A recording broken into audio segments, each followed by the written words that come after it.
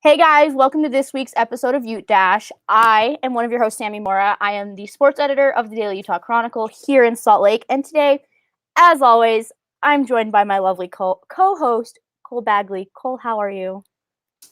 I'm so good, Sammy, because it is officially game week. Are you kidding me? It Game is week, game let's week. go. Let's Let's go. go. Utah football this week. I'm hyped. I don't know about you. I'm hyped. Did you think that we would be at this point? No, No, not this I year. didn't think we'd be at this point. You know that meme of Paul Rudd where he's like, hey, who would have thought? That's me right now with it being game week. And I'm so excited. I think the meme that would best illustrate how we feel, like how we both feel, is that like Spider-Man meme where they're like both pointing at each other. It's the same thing. We both feel the way. We're both hyped. I'm ready to go. I'm so ready. But with that, who do you think is going to be... We're going to lay out some preseason MVPs for you guys tonight on the show. As always, if you have questions, comments, concerns, you just want to say hi, drop it in the chat. We can see the chat, and then we'll hit you guys up. But Cole, who do you think is going to be the offensive MVP for the Utes this year? The quarterback. They have an absolute arsenal of wide receivers and tight ends, so the production should be extremely high. I'd like to expect a minimum of 3,000 yards. I don't think that's too much to ask. That's about what Tyler Huntley put up last year with relatively the same arsenal of guys. And this year we've got Britton Covey back. So and you have a healthy Brian Thompson too. Yeah, and I think Brant Keithy is going to take it to the next level. So also Dalton Kincaid. Sorry, side note. True. So solid set of starters and then guys coming off the bench filling in those reps here and there, right? So whether or not it's Rising or Bentley, I think they're both better passers than Tyler Huntley, or at least have a higher ceiling than Tyler Huntley as far as passing goes. Now, Tyler was a good passer. He went for over 3,000 yards last season, which was really good. And I also want to make the comment, there's obviously a lot of talk about who it's going to be. There's a lot of people that think that it should be Bentley because the guy has a lot of experience and it's solid experience. It's SEC experience. And a lot of people think that it should be Cam Rising because he spent more time in the program. But I think regardless, we're going to be fine because if we get Rising, that means he outshined a former SEC quarterback. If we get Bentley, the former SEC quarterback. So one of those guys is going to be the MVP for the offense. Yeah, I also have whoever is under center as my preseason MVP. You've already touched on the arsenal of weapons that they have. And I think in the past, Utah's defense has won games for them. And I think that this year, at least the first couple of games until they can get their feet underneath them, I think it's going to be the offense wins the game for them. And who leads the offense? The quarterback. So whoever is under center come Saturday, I think is going to be my preseason MVP because a lot to work with. They have 3 killer tight ends. You have Brant Keithy, you have Cole Fotheringham, and you have Dalton Kincaid, who just got his waiver from the NCAA, which is huge.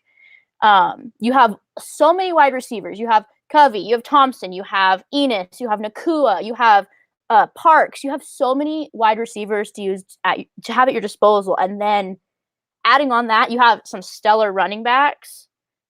I think it's going to be Utah's quarterback because they're going to be able to control this offense, and they're going to be if the quarterback doesn't succeed, the rest of this Utah offense isn't going to succeed.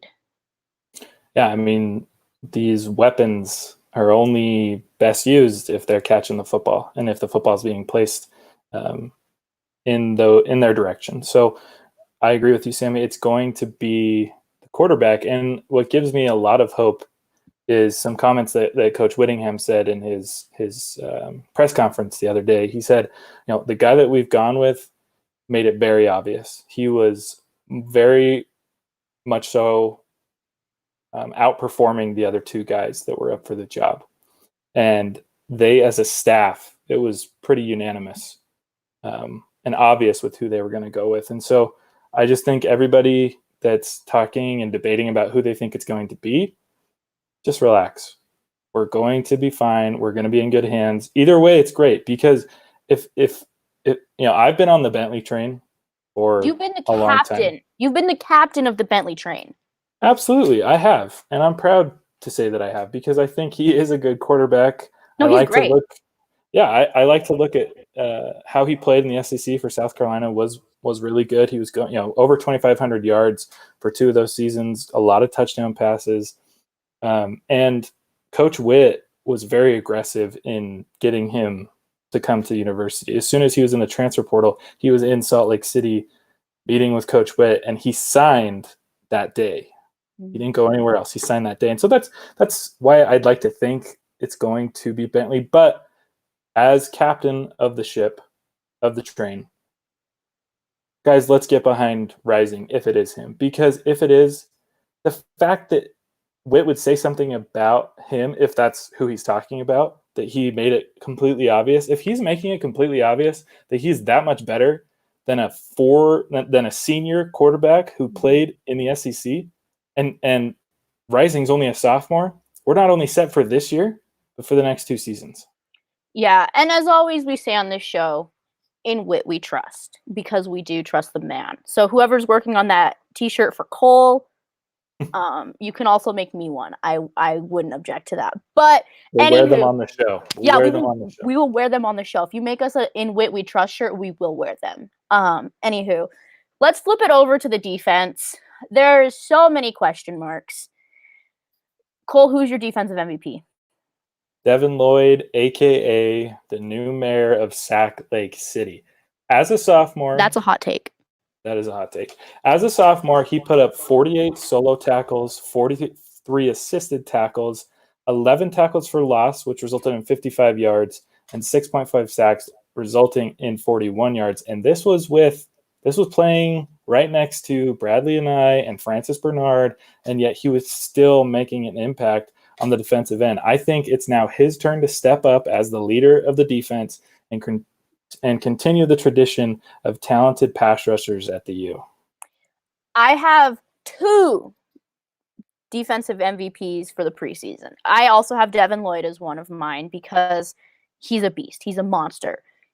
He is setting himself up to be one of the greatest linebackers, in my opinion, in Utah football history. He's so good, and he's not even reached his apex yet, and he's only a junior. So he has a lot more room to grow. So I have him as one of my defensive MVPs, but my other defensive MVP I have RJ Hubert. He is one of the only guys returning to this Utah secondary, and I think that he is going to be a leader in this young secondary and is going to make some big plays. He made some big plays last year before he got hurt, and I can see it happening again this year. So I have RJ and Devin as my co-defensive MVPs for this offseason or for the preseason. Yeah, let's hope that RJ can show us and do his best impersonations of Julian Blackmon and Jalen Johnson. I think he will. But overall, Cole, who is your MVP for Utah football for this year? So I've kind of got to award this to 2, kind of a award here. Mm-hmm. I think it's whoever the quarterback is and their favorite receiving target, which I think has a high chance of being Keefe. Or if we see a return of 2018 Britton Covey, it could also be him. Now, I'd say, personally speaking, the majority of the games I think are going to come down to the offense responding. I think we're split 3-3. I think 3 of these games, Utah's defense is going to do enough to keep it a 2 to 3 game spread. But I think against teams like USC and Arizona State, it's going to come down to the defense will keep us in the game enough, but the offense is going to have to respond. We're going to have to put up, we're obviously going to have to put up more points than the other team, but we're going to have to continually respond. I just, with how many of our rock star defenders that we lost to the draft and to graduation, this Utah defense isn't going to be quite the same. I think they're good, but I don't think they're great. So I'm going to say it's going to be the quarterback and whoever his favorite receiver is, because I think Utah's going to have to. It's not going to be I don't see it being, oh, the defense is keeping their offense off the field, so our offense is on the field ton. No, it's going to have to be, we got to respond every single drive. Mm-hmm. Yeah, like I already said, this is not the Utah defense. Utah's defense has usually been the one that wins games, and I think this year it's going to be the offense winning games. But I have my overall, my MVP of the season is going to be Devin Lloyd. I think he really steps it up again this year, and he just balls out. I'm going to lay out this. This is my prediction. I say Devin has a minimum of 8 sacks this season. Minimum. I say he has 2 interceptions, and I say he has maybe 1 forced fumble or fumble recovery. I think that he is going to be the heart and soul of this Utah defense that we're seeing right now. Someone else could easily emerge as who's going to be the heart and soul of the team, but as of right now, it's Devin Lloyd. And I just think he's going to be he's going to be the shining star of this Utah football team. I like Devin. I think it's his time to step up. I think it's his defense. It is his defense.